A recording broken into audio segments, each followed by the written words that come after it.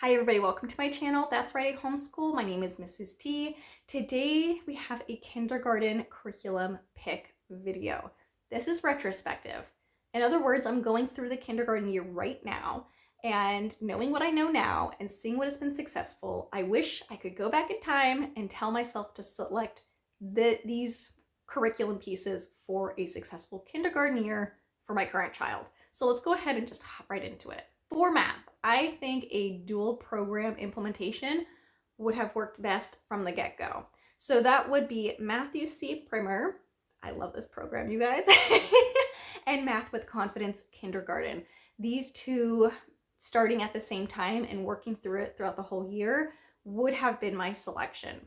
Now, this particular child that I am scheduling for and considering is very math oriented and does love math and really has enjoyed the mathematical reasoning level A that we've been doing. We pull in just like a single sheet a day and he loves it. So I would definitely continue that and I would reselect that program as well. It was a good fit for that child. If you were to buy these three programs through Rainbow Resource Center today, you would be looking at a total cost of $228.74, but that does not include the cost for additional manipulatives needed for the Math with Confidence program. Now for language arts, there are a couple things I want to consider. Phonics, handwriting, and then just reading comprehension and exposure. So for phonics, I would select All About Reading Level 1. We've had great experience with this program. We really like it. It's a good fit for this child. I would also reselect Explode the Code Book 1. This has some good writing practice. It really kind of sets the stage for like future spelling. And then it also really solidifies what you learn in the All About Reading program with those short CVC words and short vowel sounds. So I really, really like these programs and I would get both for phonics. If you were to buy these two phonics programs through the Rainbow Resource Center, you were looking at a total of $187.99. Now for handwriting, you do get a lot of practice through that Explode the Code series, but I would actually select, again, the Writing for Learning series, 2 books. The Pre-K K book and then the K book. If you do a single page a day, you can get through both of these books in a school year and it works really well. My child has really liked it and his writing has improved drastically over the past year. If you were to buy these two handwriting programs through Rainbow Resource Center, you're looking at a total of $17. Now, reading comprehension, I would actually way simplify. I would buy the Exploring the World Through Story Level A program. This focuses on fables and pourquoi stories, and you do it once a week. So you flip-flop between those two style stories. You only require 2 main spines, and then there's like an additional like DK country spine if you want to use it, but you don't need that one as much. There's memory work that's involved, and it's really good. It is really good. My children have loved exploring the fables and the pourquoi stories, and we've had some really good, simple comprehension questions and conversations, and we just really enjoy this program, so I would definitely select that. If you were to buy this program through Stone Soup Press, it would be $49, but you would also need to acquire the 2 required texts and the 1 supplemental spine as well. Now, for additional reading comprehension, I would actually focus more on the kindergarten year on just exposure, exposure, exposure. So making weekly library runs a part of the homeschool, schedule. So going and picking classics, picking new releases, finding diverse literature, finding different styles of art, and just exploring them all. Finding specifically picture books that were translated works versus not, just really diving into children's literature and letting your child select things and then you also selecting things, just making it a family activity that's something that you're doing, reading every day. That exposure is great. And then if there's a particular topic that your child is interested in, whether it be dinosaurs or maybe they're obsessed with a particular cartoon, I don't know. You can find pieces of literature that support that and allow them to experience their loves and share that love with them. It's a very bonding experience, and naturally the more that you read, the better your child is going to comprehend literature. So I would just focus on library exposure and reading lots of picture books. Now for read-alouds, I would not plan out a full year of read-alouds from the get-go. I would instead pick just a handful of read alouds that we plan on exploring and allow us to go down different rabbit holes. But during the year, if you're looking for inspiration, I would pull inspiration from the reading book lists from things like Build Your Library, Bookshark, and Blossom and Root. Also, Ambleside has a couple of recommendations for chapter books. So I would pull additional read aloud inspiration from places like that, or Pinterest, maybe even your own inspiration or your own, I would say, likes as a child. But if you're looking for a good springboard, I would recommend Winnie the Pooh, The Very, Very Far North, Paddington, and like a really fun one is the Princess in Black series. These are really, really enjoyable. They're colorful and they're fun and silly, and they really spoke well to my kindergartner.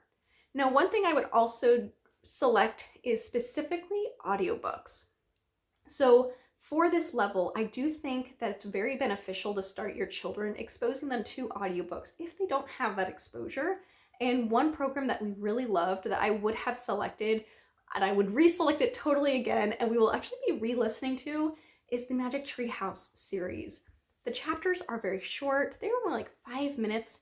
So it's like a short period of time that your child is sitting. It's not too much of a time commitment, and the stories are engaging, and they start to expose your child to, different periods in time. Now, they're not, some great, your child's not going to know everything about, like, I don't know, dinosaurs from reading or listening to the dinosaur story, or castles, but it starts to expose them to the vocabulary and sometimes the people, like Ben Franklin comes later on, in very small ways that I think is very beneficial at the kindergarten level. Now, for science, I would select Core Knowledge Kindergarten Science. This is a really good program. It's free. I would not buy anything specific to support this. I would go through it. They have book recommendations that some of them are at your library, might be at your library, some of them might not. I wouldn't buy any of the books that they recommend. Rather, what I would do is talk to your children's room librarian and see if they have any recommended books for those topics. There are so many different science books out there and picture books that support science topics that it's easy to find alternatives for the topics that you would be covering. And I'll put on the screen here and across the bottom these would be the topics that you would be covering with your kindergartner if you were to use this program. So it's very solid, it's fun, and enjoyable. In addition to Core Knowledge Science, I would actually also reselect coding as an option for us to do weekly with my kindergartner. This child in particular really enjoys having commonality in his school day with what his dad is doing, which happens to be coding. And my background for my own work was very much so involved in code. So I would definitely recommend code.org. It's a free program. My child loves it. And it focuses first in this level in a pre-reading situation. You're using a language called Blockly. It's very easy to navigate. My child loves it. I would highly recommend Blockly coding exposure through code.org. So that would be like our science that we would embrace. All right, for social studies, we would go with Core Knowledge's kindergarten, history, and geography. Again, same thing with science. I wouldn't purchase anything this time around. It's all free, it's all online, and it's a really enjoyable program. It's been a big success in our house. And again, I don't think you need to necessarily buy any of the books that are supporting this program. There are lots of alternatives, and a number of these are read through YouTube. So you could actually find read-alouds of a lot of the picture books in there as well. Okay, next are the arts. This is kind of two-sided for us, having exposure to actually like art that he is creating, but also music is very important. So I would definitely, hands down, reselect Prodigy's music lessons for the kindergarten year. Now, this is a program that is kind of an investment up front. We have literally been using it for years and years and years already. This is something that's not specific to a single year. You could definitely use it for a number of different age ranges, but my child is doing very well. He's reading music now. He can identify notes by just hearing them, both on bells and piano. It's a really good program, and my child loves music and has had some really good exploration with music through this program. If you were to purchase this music curriculum directly through Prodigies, you have a couple of different kit options.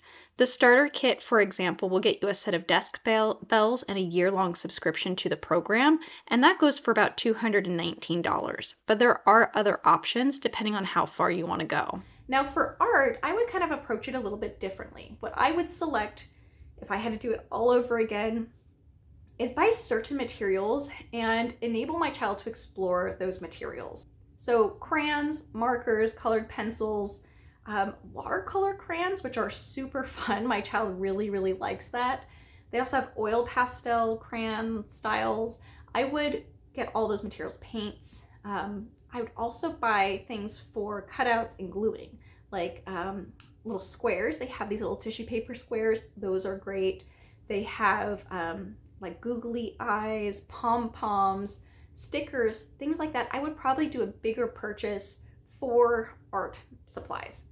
Now, what I have decided would have been a better fit for our art is selecting 9 larger projects, so 1 per month to do. And I'm actually going to put in the description something that I have created here, as well as pin a comment down below where it's going to be 9 very brief picture studies and 9 art activities that are easy to implement at home with only a couple of materials. And that would allow your child to have some exposure to different styles of creating art. So check that out, and make sure you check out the comments for an easy, free, available guidance for art.